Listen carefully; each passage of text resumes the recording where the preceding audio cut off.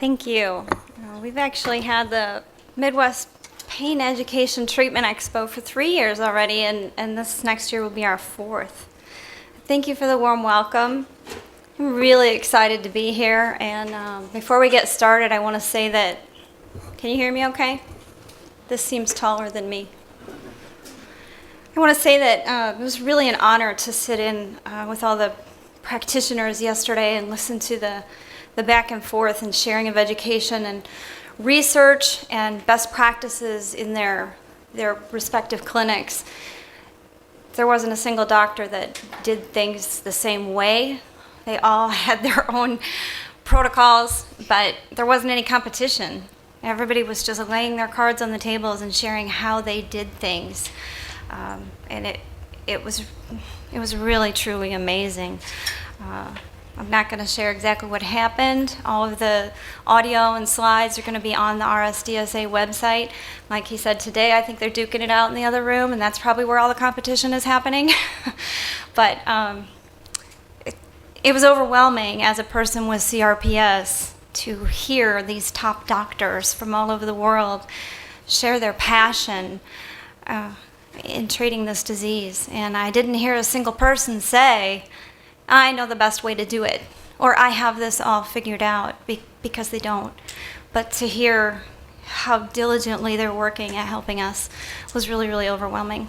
So let's get started. Anybody that knows me knows that I don't sugarcoat anything. I give straight talk. So today that's what I'm here to talk about. It is straight talk about everyday maintenance for CRPS warriors.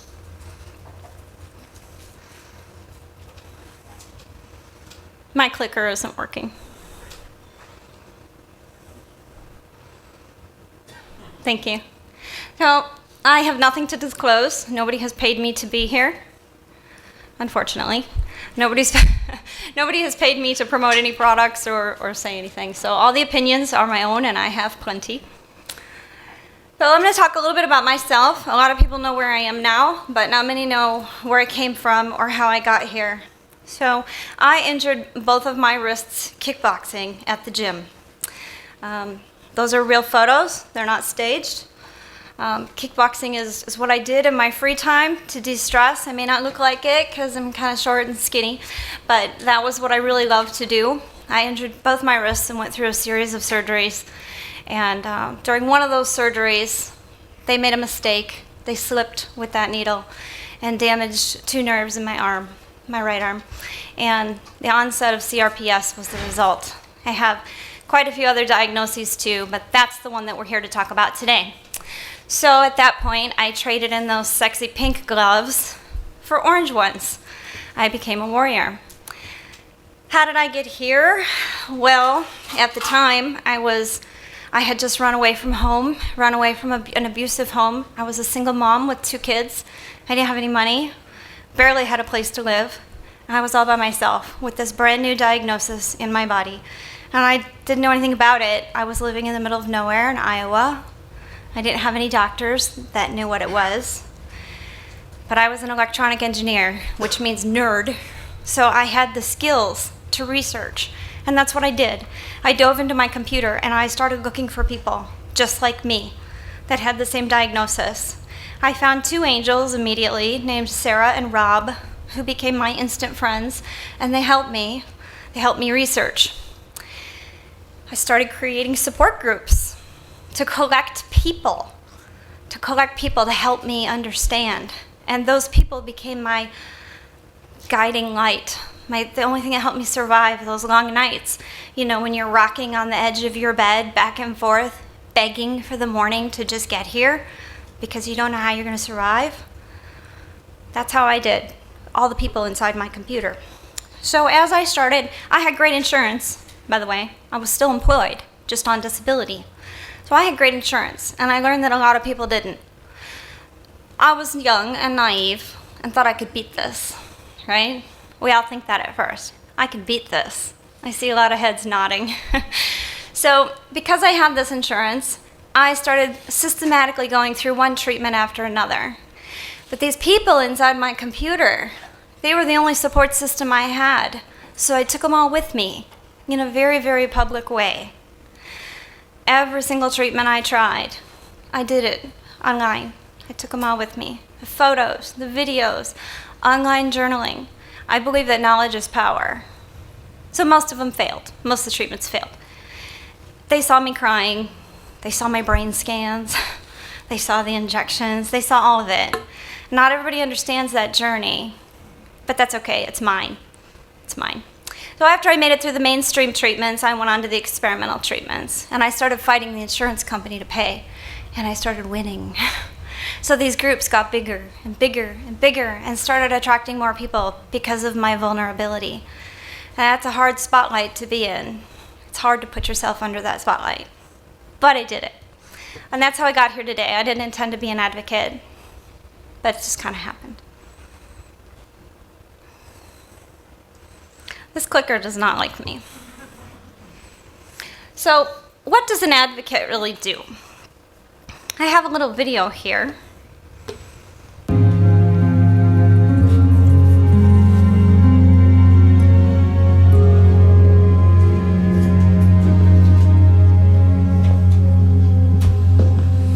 How'd it go?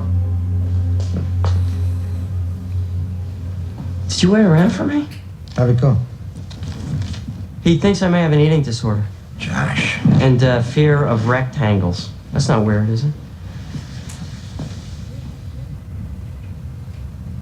I didn't cut my hand on a glass. I broke a window in my apartment. This guy's walking down the street when he falls in the hole. The walls are so steep he can't get out. A doctor passes by and the guy shouts up, "Hey, you, can you help me out?" The doctor writes a prescription, throws it down in the hole, and moves on. Then a priest comes along and the guy shouts up, "Father, I'm down in this hole, can you help me out?" The priest writes out a prayer, throws it down in the hole, and moves on. Then a friend walks by. "Hey, Joe, it's me, can you help me out?" And the friend jumps in the hole. Our guy says, "Are you stupid? Now we're both down here." The friend says, "Yeah, but I've been down here before and I know the way out."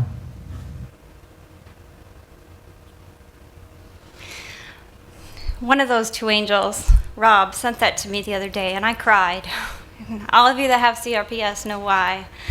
Because it's so true. You can have well-meaning doctors and even religious leaders, friends, family, but unless you have the disease, nobody really understands you like those of us that have the disease.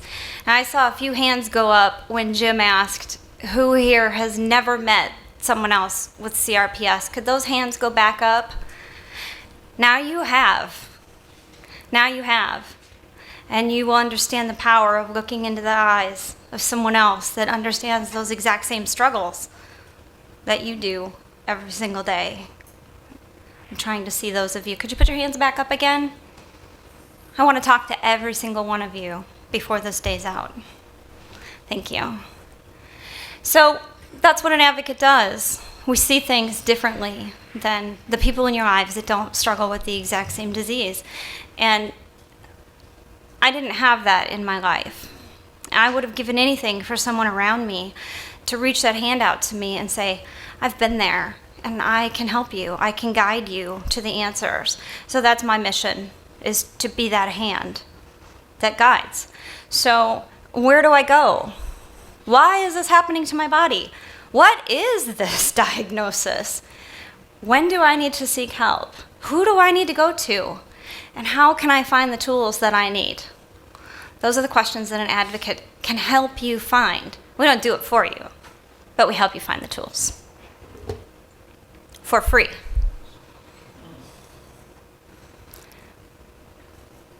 So here's some statistics about chronic pain in general. This is a really great graphic that I borrowed from the American Academy of Pain Medicine. If you want to take a moment to look that over, you'll see that chronic pain far outweighs diabetes, heart disease, and cancer. Moving on to the next slide. These are the exact same statistics put into a little different graphic. I think the arrows exemplify it a little bit better. Now, it's not CRPS, it's chronic pain in general. Chronic pain is defined as anything that lasts more than 3 to 6 months. One of the doctors yesterday, Dr. Joshi, said, if I punch you in the arm in the same spot every day for a year, you will be mentally different. Doesn't matter what diagnosis you have. I'm going to punch you every day in the arm for a year. You're going to be different. That's chronic pain. Okay?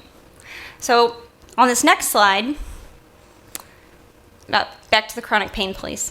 On this next slide, this is a really interesting point here, is that those two chronic pain statistics that you just saw, those do not include children, those in nursing homes, chronic care facilities, prisons, or the military. Why is that? Why aren't they counting everybody? So if you count everybody, chronic pain affects 1/3 of the American population. 1/3. So moving on now, where's that chart for CRPS? I couldn't find that for you. I would love to have that chart. We don't have it. So we do need more studies and more research. And that's why I'm really honored to be here today, because this weekend is groundbreaking. Nothing like this has ever happened in the world. And the next time I talk to you, I would love to see that chart up there for CRPS. This type of gathering shines a huge orange light on CRPS. So I'm not going to talk to you about anything that you need a prescription for. I'm going to talk to you today about straight talk, things that you can control.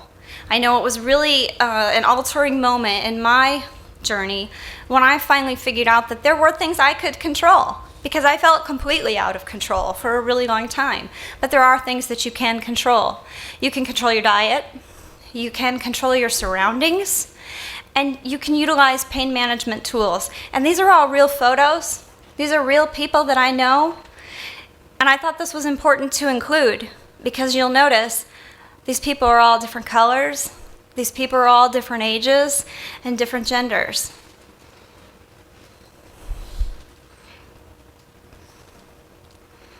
So let's talk about how you can control what you eat. Your food can either help you or it can harm you. Pain is inflammatory. We have an inflammatory disease.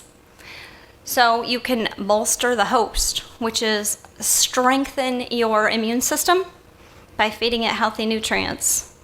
You are what you eat, so don't be cheap, easy, or fake. Plain and simple. Every bite you take is either fighting your disease or feeding it. This is one of the simplest things that I can tell you today, and it took me a long time to learn. I always said that I didn't want to be one of those high maintenance people that went gluten-free and dairy-free and all that kind of stuff because I was lazy, until I was forced to do it, and it changed my life. Eat this, not that. I keep this photo on my phone because I think this is a really great graphic to look at. I'm going to leave this one here for a minute so I can see people looking at it.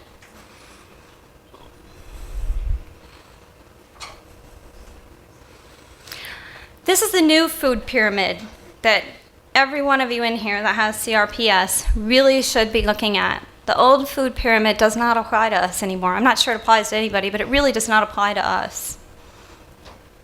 The green leafy vegetables should be at the bottom, followed by fruits and vegetables. And you can follow that all the way up to the top. So, a simple rule, very simple rule. If it came from a plant, eat it. If it was made in a plant, don't eat it. Our ancestors did not have food that came from a plant. This is very, very simple. You don't have to get into the very high level thinking when it comes to, reading labels and everything. This is a very simple rule. If it came from a plant, eat it. If it didn't come from a plant, don't eat it. This is very, very big, and there's a lot more to it than what's written on this slide. but you need to control your surroundings. So for starters, dress appropriately. You probably have all figured this one out already. Soft clothes, cut out the tags, bring extra layers, carry mittens, gloves, pack compression wear. Now when I talk about compression wear, I'm not talking about it for its compressive features. Just enough to, cover your skin so your clothes aren't touching you. That's what I mean. Don't make it tight so it cuts off the blood flow. Any assistive devices that you need to have that with you. I carry hot hands in my purse, in my car. I even have battery-operated heated gloves in my car just in case I should happen to have a car accident or get stuck somewhere and I don't have help. I know we have cell phones these days, but you can't be over-prepared when you have this type of disease. I always have... You have a sweater on today. I also have a coat here. It's always cold in these kinds of places. You need to think ahead. You don't have the luxury of being careless anymore when you have this type of disease. So you really need to dress appropriately. The weather.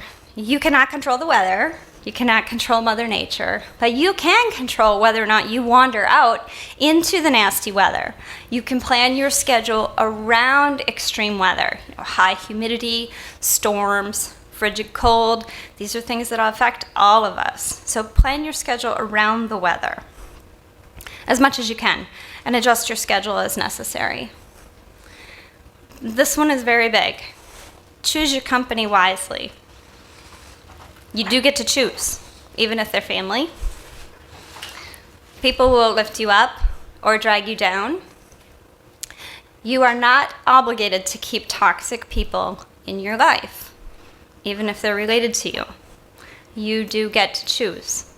If you are not in a safe home, contact an advocate. We will help you find resources to get to a safe place.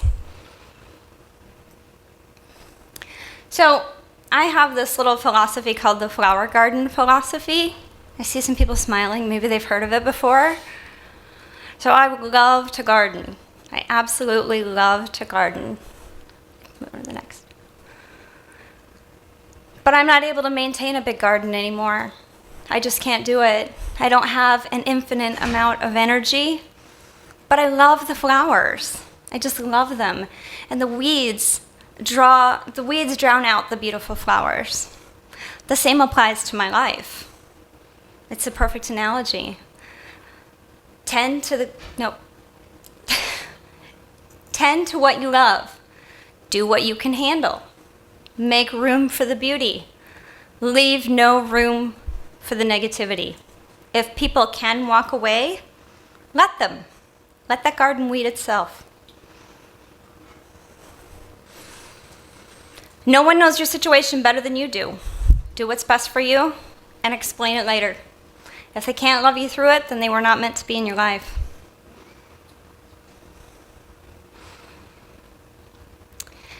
So stress and disease. Negative emotions and health-related consequences. Persistent stressors and negative emotions can lead to unhealthy behaviors, smoking and drinking, poor nutrition, and sleep. The release of stress hormones can lead to heart disease, immune suppression, and autonomic nervous system effects. So that plays right into what I just said. You don't need the stress. You don't have the luxury of allowing stress in your life anymore. You have to do everything you can to control your surroundings.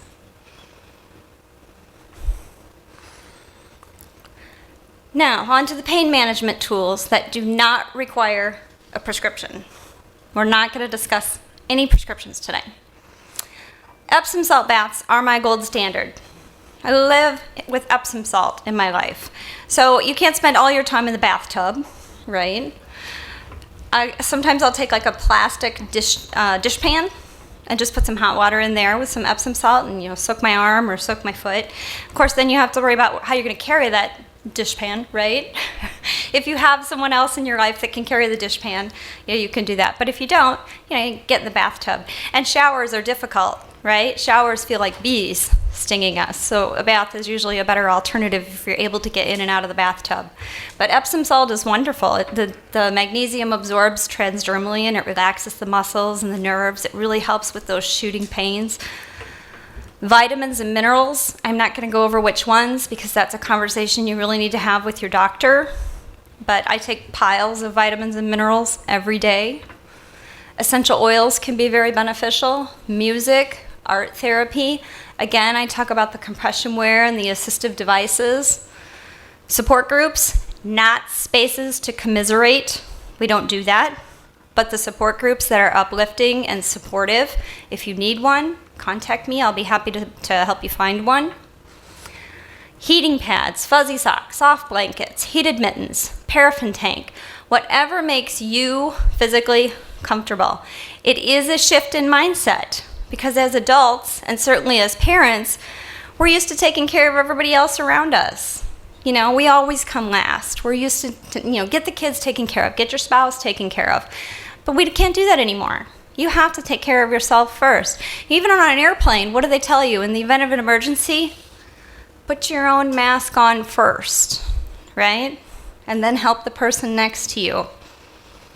Well, that's what we have to do now. We have to take care of ourselves. You cannot pour from an empty cup. It's a shift in mindset. Now let's talk about that shift in mindset.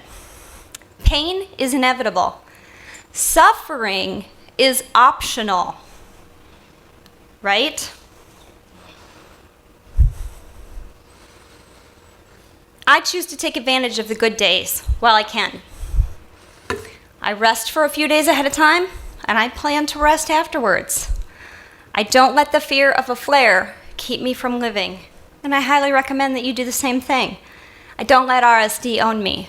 Now, you want to be the girls or gentlemen in the front row or in the third row? Now, I would never advocate for any of you to go get on a roller coaster tomorrow. It's a metaphor. But I would go to that amusement park, and I would be the girl holding the sunblock, holding the camera, holding the purses, and watching everybody. I would not get on the roller coaster. But I'm not going to let this stop me from living. There are some things that are worth the risk. You rest ahead, you rest afterwards. I don't hide in my house and let this keep me from living. It's important. You have to live. Now let's talk about that word sufferer, because this has been a real hot button for me lately. I'm not sure when this came along or why we decided that that word was okay. I don't know if the media portrayed this with this opioid phobia or how this happened. But when did we decide it was okay to be called sufferers? I'm not a sufferer. You know, I see this in media ads, and then I see it in blogs, and all of a sudden I see people with pain calling themselves sufferers. It's irritating to me. So I looked this up. I Googled the definition of a sufferer, and it says one who suffers. But when I went to school, it was not okay to use the word in the definition. So I go to the thesaurus. These are the words, the synonyms for sufferer. Do you identify yourself with any of those words? I don't. I don't see myself in any of those words. Injured. Injured is the only one that I can identify myself with any of those words. I'm not okay with being called a sufferer. I'm not a sufferer. On my social media platforms, I will not share any blogs, any articles, anything that has the word sufferer in it. If any of you are bloggers, I'm not sharing your articles. I'm a survivor. You will never hear me call myself anything other than a survivor, a warrior. These are the synonyms for survivor, warrior. I identify with these words. And I don't even understand people that you know, on your Facebook profile, you put your job and it says CRPS sufferer. CRPS is not my job. It may occupy space inside of my body right now, but that is not my job. I challenge you to be very careful with what you say, because you are listening. And the people that think that they can get better and want to get better, do better. I heard a doctor yesterday, I think it was Dr. Prager, say, the patients that come into my clinic that want to get better do much better than the patients that come in and don't think they'll get better. I tend to agree. I'm not my pain. So who am I? I'm a wife, I'm a sister, I'm a daughter, I'm a health freak, I am a Packer fan living in Chicago. All right. I'm a coffee snob, a neighbor, a friend, a mom, a tech nerd, an advocate, a child of God, a nature lover, a crazy cat lady, a woman. I'm all of these things. And you know what? CRPS or any of the other diagnoses that I have can't take any of that from me. That was a really hard realization when it did take my career from me. It's hard to separate who you are from what you do. But as soon as you figure out how to do that, that's how you stave off that depression. And it's not easy. But I challenge you guys to do that. Sit down with a piece of paper and make a column of things you do and who you are, because they are separate. There's things a disease can never take away from you. I'm not my pain. I'm all of these things, but I am not my pain. These diseases occupy space in my body for now. But I am not my pain, and I am not a sufferer. So what can you control?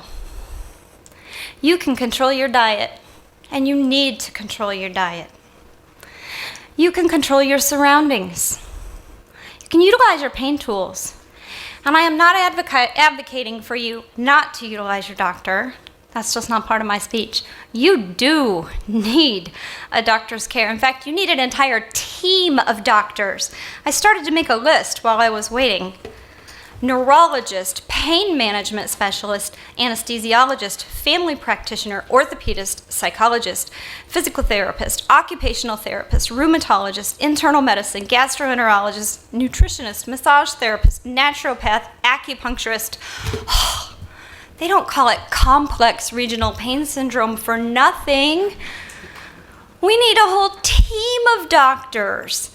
In fact, yesterday I heard Dr. Harbut, Dr. Joshi, and Dr. Prager. Those are the three that stick out in my mind. Say, it takes an intervention. You need a whole team of doctors. You know, we can't, none of us can just fix this, and we can't do it alone. You definitely need your doctor's care. You need all of this. But, you know, you don't see the patient with heart disease show up after eating 38 cheeseburgers and say, I'm here, fix me. We have homework too. So we can't just do whatever we want and expect the doctor to treat us with whatever treatment we've chosen, because we're all different. We do not all respond to the same treatments.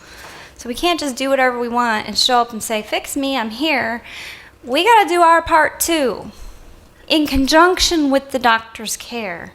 It all works together and it all adds up. So if you can get 10 or 20%, 10 or 20%, 10 or 20%, 10 or 20%, whatever the doctor, whatever it is, it all adds up. And if you can add that up to 40, 60, 80, whatever percent of relief you're able to get, isn't that better than where you're at right now?